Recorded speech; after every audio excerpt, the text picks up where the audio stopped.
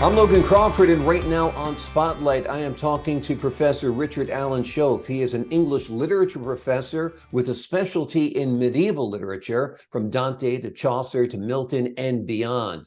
Recently, he has compiled a magnificent work. It is a book of poetry that he has composed himself. It is called Selected Poems from 1968 to 2021. And we are delighted to have Richard join us here today on Spotlight. And we'd like to thank the folks at Good River Print and Media for helping us put Richard in the spotlight today. Richard, thank you so much for joining us. Thank you. And I go by my middle name, Al. Okay, then I will call you Al. That sounds like a Paul Simon Paul, song. You can call me Al. Paul Simon won't mind. Okay, Al, sounds Al. good. This book is kind of like your life in poetry, spanning from 1968 to 2021, I would think. Yes. The decades that it covers represent almost all the writing practice that I've undertaken. They're not all the poems that I've written, but they do represent how I've practiced and how I've tried to mature.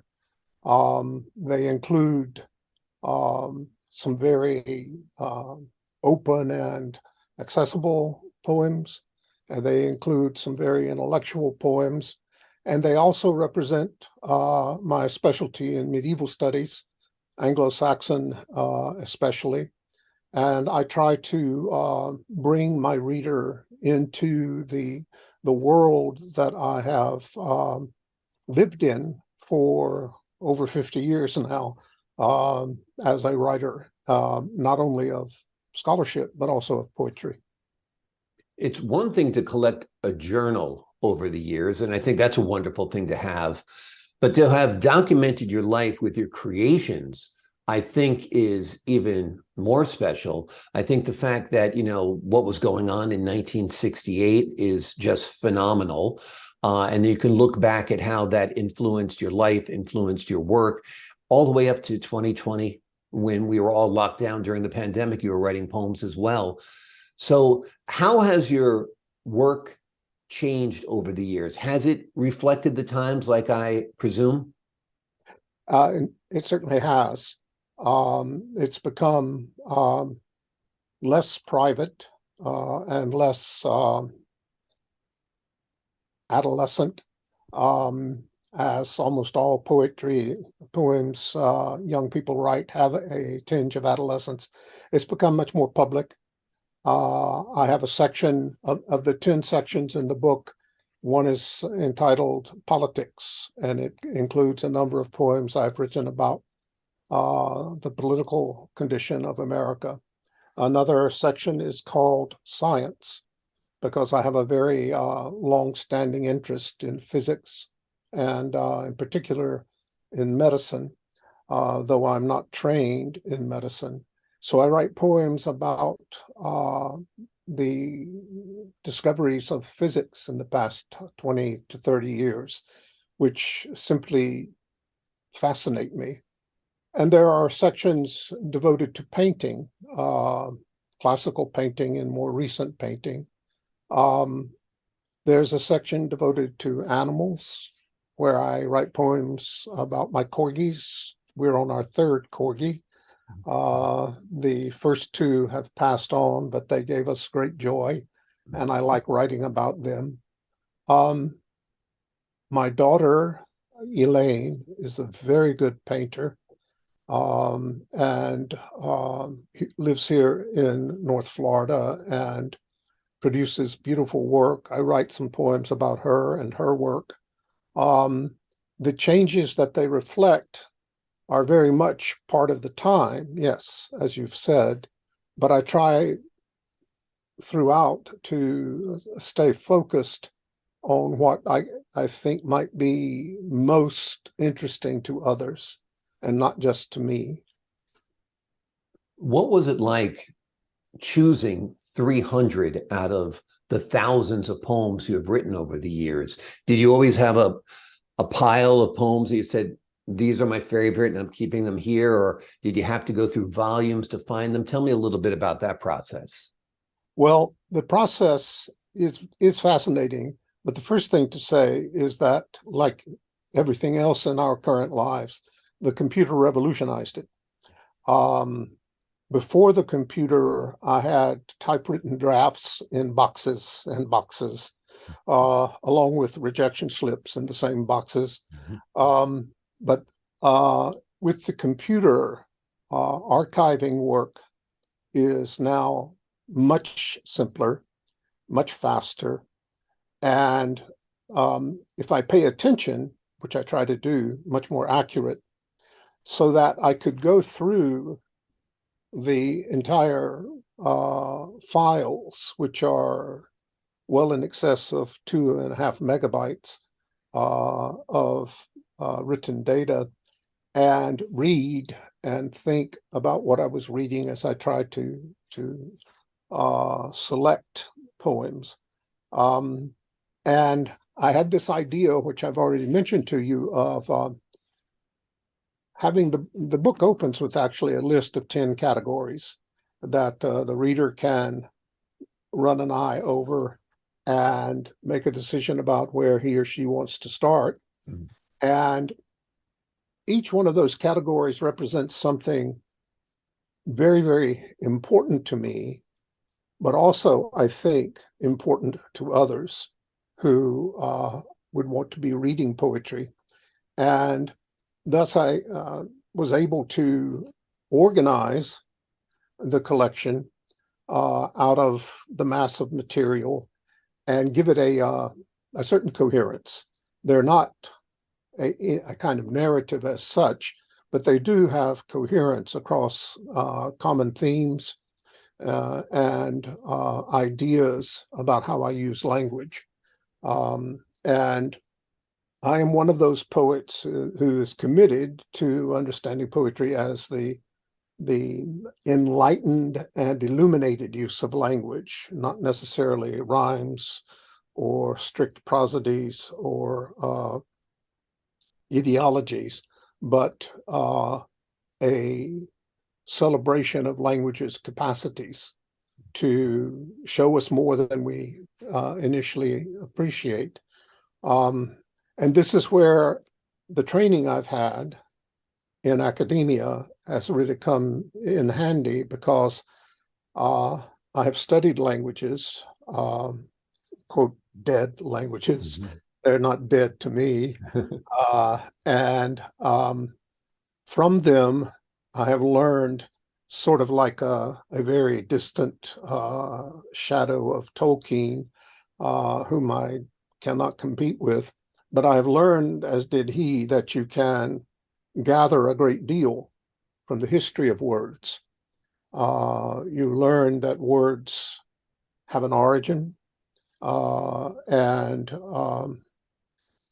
some things come to you that are simply striking, sir. A good example, quick one, is the story of the Iliad, where Paris has to choose amongst the three goddesses. And he fails in one way because Eris, E-R-I-S, a goddess who was not invited with the other goddesses, throws the apple in the midst of them, and suddenly there's this great fight, right?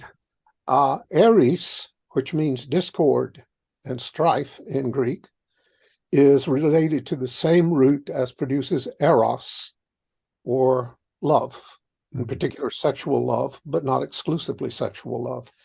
Eris and eros both come from an ancient root that means to split apart, to divide, to create discord, which is exactly what the goddess does in the story of the Iliad. When I learn things like that, my imagination is just supercharged. It releases me to think and imagine about things that I otherwise would never be able to access. A similar experience that readers don't have to be necessarily trained to appreciate is the use in Old English, the progenitor of our modern English, of the word rood, R-O-O-D, for the cross, the crucifixion. The Dream of the Rood is a famous poem, The Dream of the Cross, that comes down to us from Anglo-Saxon, and has been extensively studied. I just took that idea and wrote a poem called The Dream of the Road, R-O-A-D. And I folded the Anglo-Saxon imagery into the modern imagery and produced a short poem that talks about striving for a better understanding, for a higher life, if you will.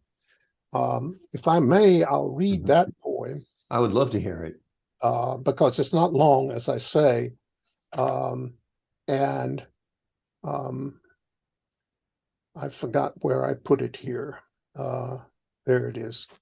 Okay. The Dream of the Road. Recurring for as long as I remember, the dream never varies in its story. I'm traveling somewhere, I never arrive. The terrain differs on every journey, and I never know where I am at the start, though I feel it is a place I must escape. Danger threatens in every direction, and on all sides, strangers stare at me. I never know how I happen to be there. Sometimes I drive a motorcycle, sometimes a car, sometimes a truck, a bike, never too slow, too exposed, too precise. I go as fast as the vehicle will over tarmac, dirt, clover leaves, or rocks, always afraid that the machine will stall, unsure when I turn if it will follow, suspicious some beast will suddenly break free and drag me to a land of no return. But before the beast, a precipice looms, and I have to decide to wake up or die on a road that will someday end in a dream. Beautiful, beautiful. Thank you. What I do here, the reason I wanted to talked with your colleagues about reading this one aloud, I believe here I've really gotten close to what it is as an artist I want to do, bringing the past and the present together in a simple language. There are no technical terms here. There are no big jawbreakers. Right. And at very simple cadence. It's basically a decasyllabic cadence, standard English. As Frost said, there are 2 meters in English, loose pentameter and strict pentameter. And this one is probably loose pentameter. But I think the audience can hear the way that the movement of the lines reflects the movement within the dream of traveling to an unknown destination, which is very much a part of the Old English poem, where the cross is the unknown destination. So I wanted to, in particular, to share this one because it does many of the things that I very much want to do. Well, I'm glad you did. What year did you write that poem? I'm just curious. That'll be 3 years ago, 2019, just before the onset of COVID. And then as COVID hit and quarantined us, locked us in the house, I began revising some of the work that I did in the previous 3 or 4 years before my retirement. And I used the COVID shutdown to do a lot of revision. And the work is better for it. Hmm. Absolutely. I think we've had BC and AD. I think we're going to have BC before COVID and AC after COVID going forward, because it really is a line of demarcation. Yes. Let me put on my scholar hat for a moment and take a look Sure. at the poem you just read. I was educated by Jesuits, and I studied Keats and, Chaucer and all that as well. So let me see how my analysis of your poem is, or my interpretation is, and you can correct me. So the road is the metaphor of life. Yes. Oh, yes. The beast. I was trying to. Is that the burdens of life, death that we're facing? The within the dream, they can be visualized as actual monsters, but they can also be felt as burdens, debts, uh, things that I've failed to do or wish I had done.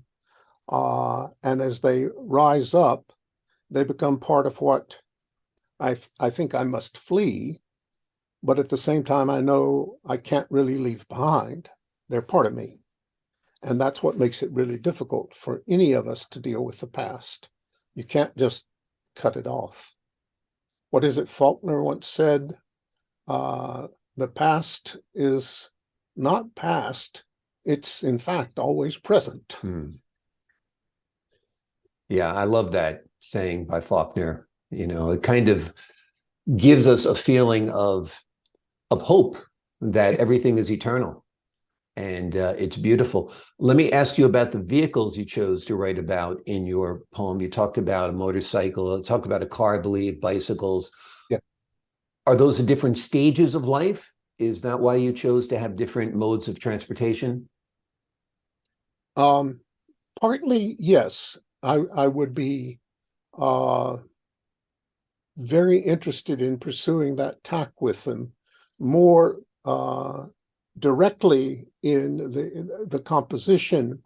They are ironic, apropos the Dream of the Rood, the Old English poem, the Dream of the Cross, because then there would have been the occasional ox or mule and 2 feet, two-legged creatures. Um, and what I'm trying to do is set up that ultimately it's a balance, but it's also a counterbalance between a much older time and our more modern time. Absolutely. The dream at the end, you view life as sort of like a dream that's continued into death, that is another dream? I propose that as a way of concluding the poem because I think that that is very much in consonance with what the Old English anonymous writer, we don't know who wrote The Dream of the Rood. Like so much Old English poetry, it is anonymous. But I think it's very much consistent with the way he looked at the dream of, for him, the Savior climbing the cross. And that comes over for us, whether or not we're religious, because like him and everyone we've ever heard about on earth, we all die. And there was this fellow in England who taught us we are such stuff as dreams are made on, and our little life is rounded with sleep. These are connections that are the kind of thing that I try to do in poetry. I am an intellectual writer. I think more importantly, I would call myself a mindful writer because I do attempt sensuous mindfulness in my writing. But above all, I try to connect the traditions that I inherit. I was raised in the Old South, Protestant, primarily in my earliest years on Shakespeare, Milton, and King James's Bible. Those traditions are still part of who I am. I'm not a particularly observant religious, but I affirm those traditions as part of me and of what I write. I think it's wonderful how you've melded the styles and the symbolism of the past with the present into your own work. And it's very effective. And just the fact that we can talk about your poem probably for an hour or more, and analyzing is the beauty of poetry, because it's not direct, it's not, explicit, it's to be interpreted, and will mean different things to different people. And that's the beauty of poetry, don't you think? I certainly do think that. I think that the more we become familiar with the way implication comes out of poetry, and implication is different for every reader. Every reader infers his or her own implications out of a poem. But when, as you just said a moment ago, we sit down and try to talk about them, we can arrive at a conversation of how should one say, intellectual togetherness. It doesn't have to be, it's not in any way like the old style notion of encounter groups or that sort of thing. It's like coming into a shared discourse where, different as we are, we can understand things that we're saying to each other. It's funny, you talked about politics before, and when I was preparing for the interview with you today, I thought about politics as well. And I thought about politics used to be almost like poetry. If you think about how some of our early leaders spoke, the most articulate modern leader was John F. Kennedy, who's often associated with Robert Frost. What's wrong with our culture today that there is too much prose and not enough poetry? I'm reminded, excellent question. I'm reminded of a saying, I can't now immediately recall where I first heard it. Some modern politician observed that we campaign in poetry, we govern in prose. Yes. Because governing is very difficult and it takes a lot of prosaic communication. What I feel most deeply regarding the question you just asked is that we have demonized rhetoric. And rhetoric in our world, here in America, I think also in Europe, and elsewhere, rhetoric has become a dirty word. It is a word that is almost always negative in political contexts. Whereas, as you well know, because of the way you were trained, you go back not very far, and most public servants were trained in rhetoric. They were trained to speak a coherent and a fluent and, if possible, a gracious language so that they could communicate to the people that they served. And we've lost that. And I don't have any, I'm almost 75 years old, and I don't have any solutions. But I do feel that when I hear the word rhetoric in modern political contexts, it's almost always demonized and not really understood. There are moments when a modern politician will rise to the occasion with words that are, in the best sense, rhetorical. You mentioned Kennedy, I agree. Might also mention the Reverend Martin Luther King Jr., who very much was trained in a rhetorical tradition. as in fact I was. The tail end of it back in the 40s and 50s. And it's gone now. I don't think it could be brought back. I could be wrong, but I don't think so. But to your question, which is a very important question, I think by demonizing rhetoric, we lose something of civilized discourse. And we know from recent years how uncivilized discourse can become, alas.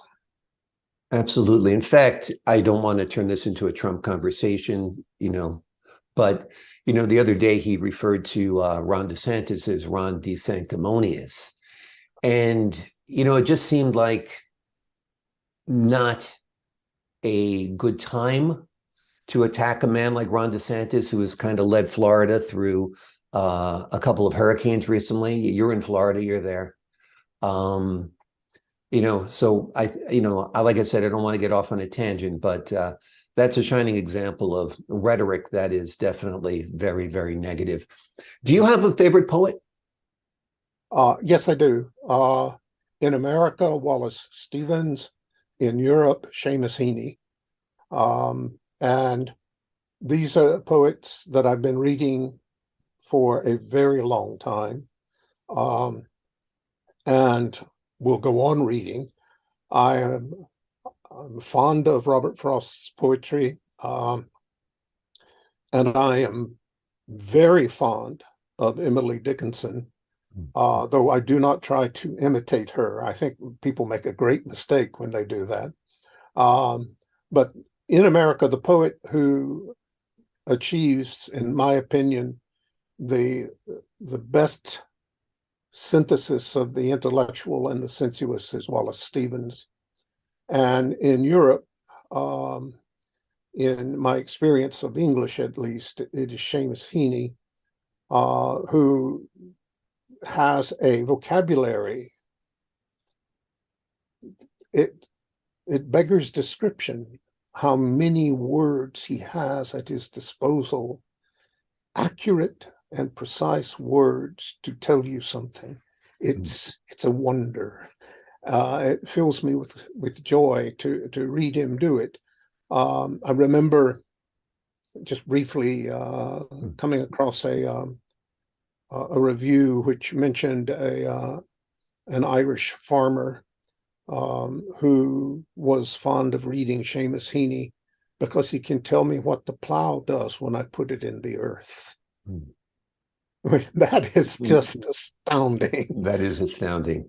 Yes. That is astounding. Yeah. And he and Stevens are at the top of my list. I can see why. Do you have a favorite poem that you've written? The poem that means the most to me is an attempt to talk about my daughter. And it's the last poem in the book. And it's entitled Our Hands Are Also Wings.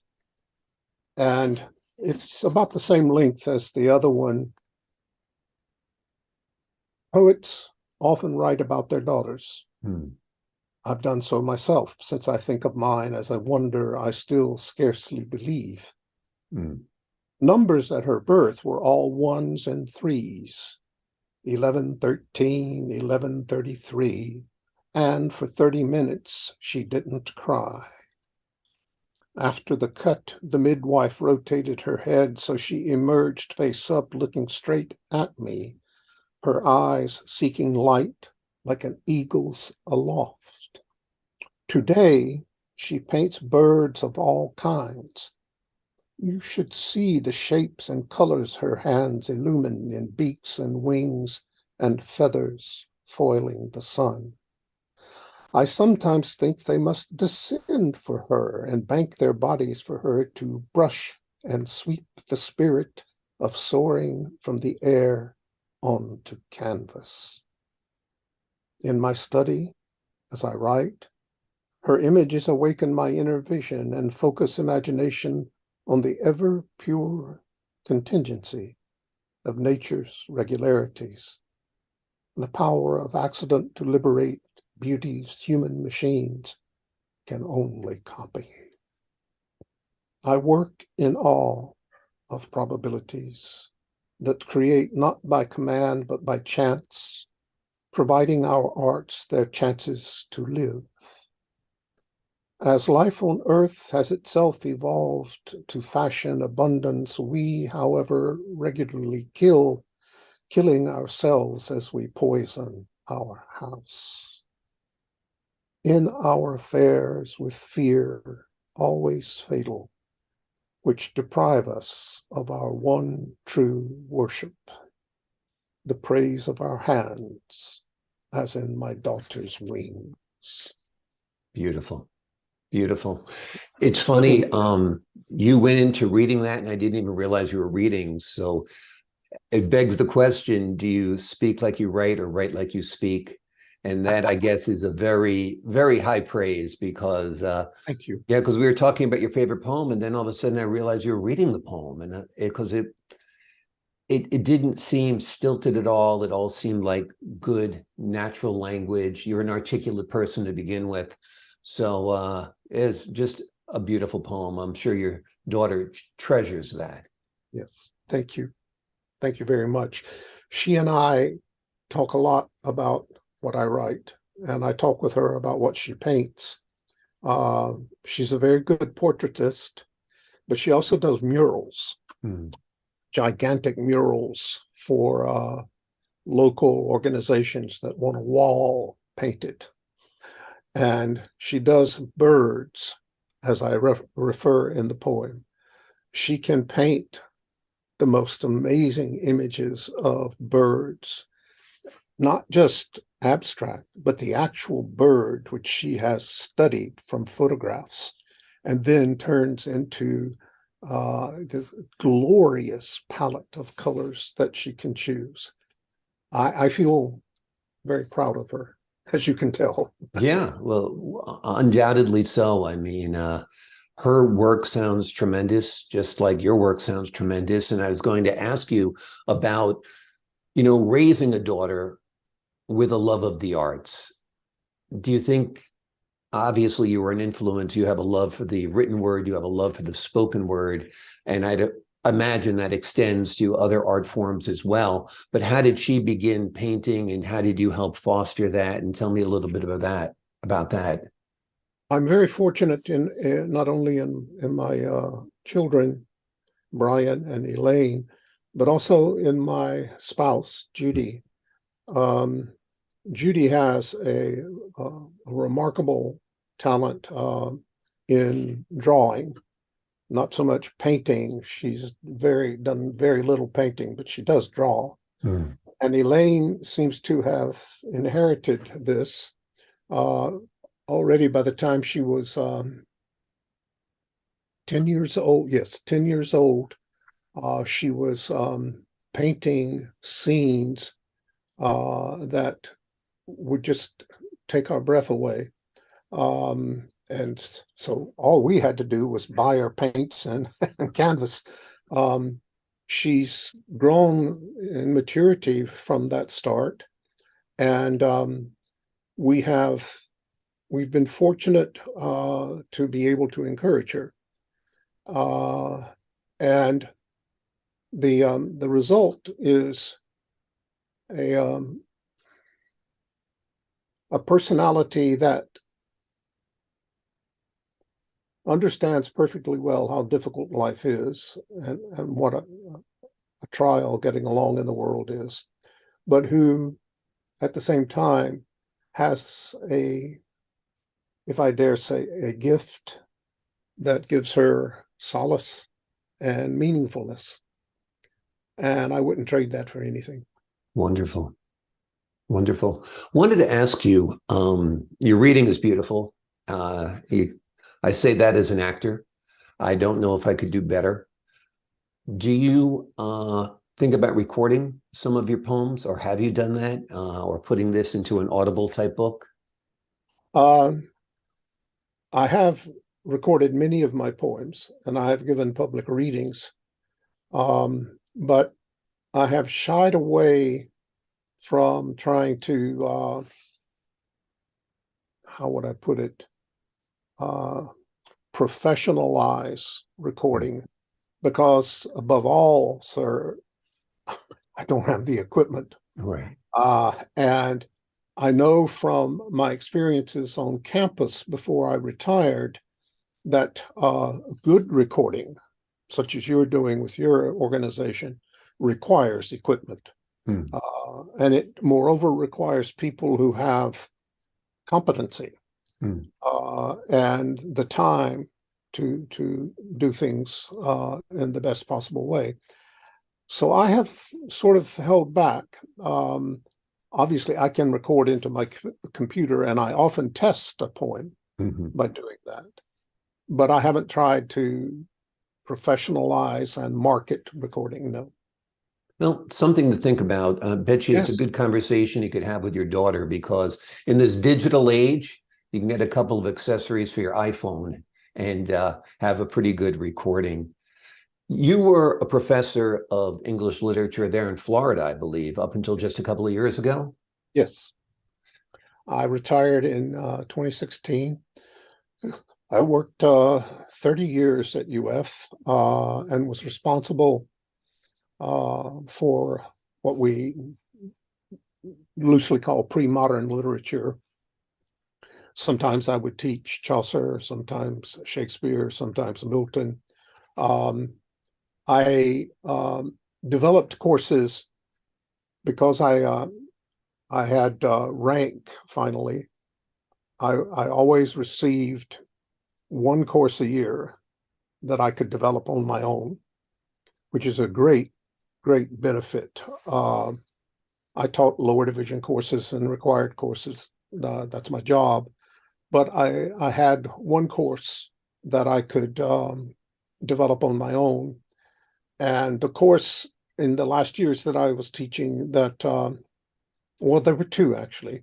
I taught a course in Shakespeare called The 10 Tragedies. There are 10, and you can fit them in a regular term without violating their length.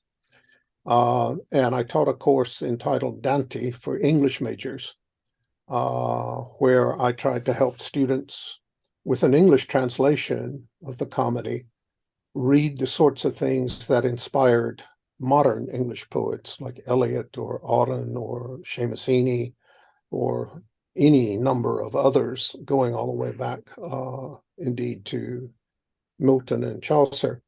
Those two courses usually had good attendance, interesting students, and they were, for me, a chance to explore different ways of talking about poetry so that I could help students get over the fear they often have that poetry is from an alien world and can't really be understood.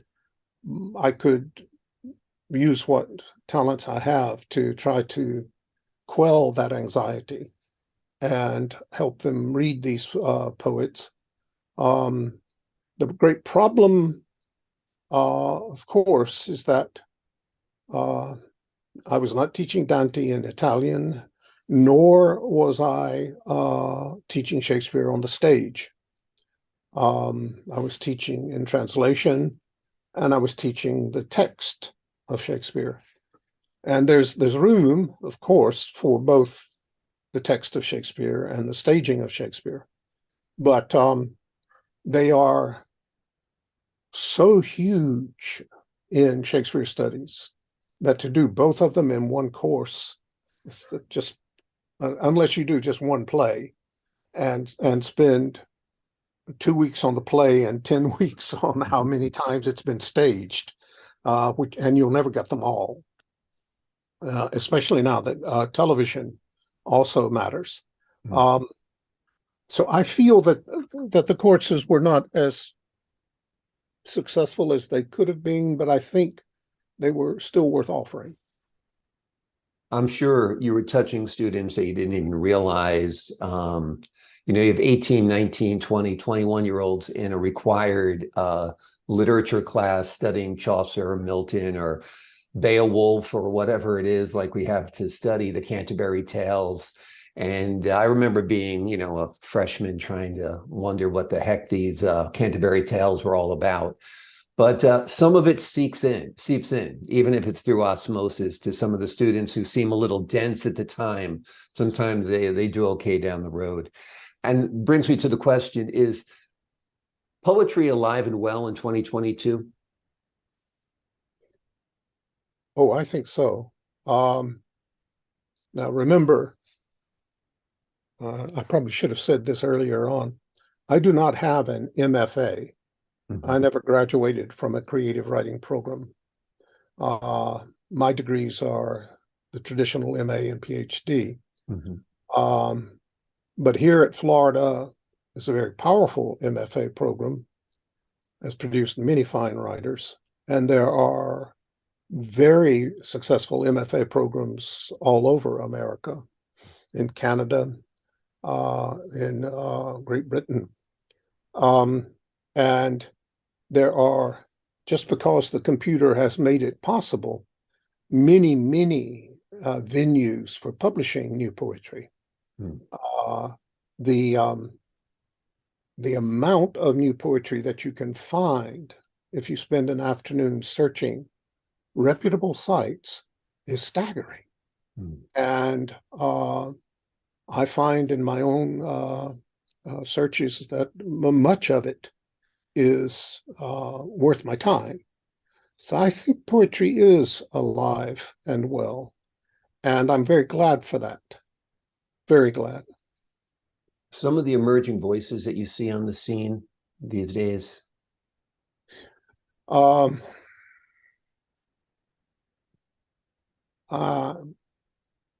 His name just flew right out of my mind. There's a young man, Michael Palmer, in Jacksonville, who's a very good writer, and also a musician who is able to fold poetry writing and his music together in interesting ways. C. Dale Young is a graduate of the MFA program here at Florida, maybe 10 years ago, who is publishing regularly very good chapbooks and also in the best journals. And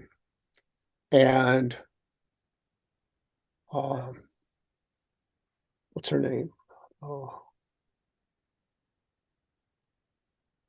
A young woman named Ashley Kaiser, who finished, I guess, 7 or 8 years ago, remarkable poet,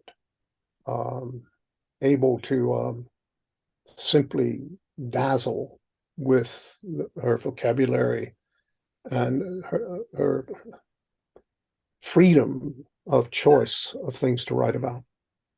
We talked a little bit, final question, about your daughter and how you helped, her form her love for, visual arts and painting.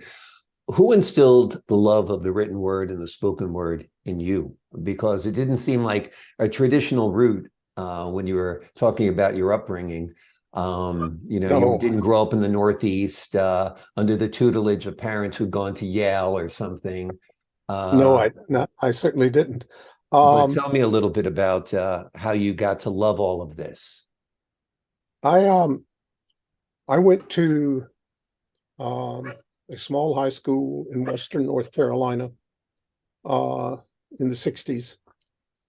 And for 4 years in a row, I had remarkable English teachers, all women, who frequently read aloud, which is important, and were very good readers of poetry aloud. And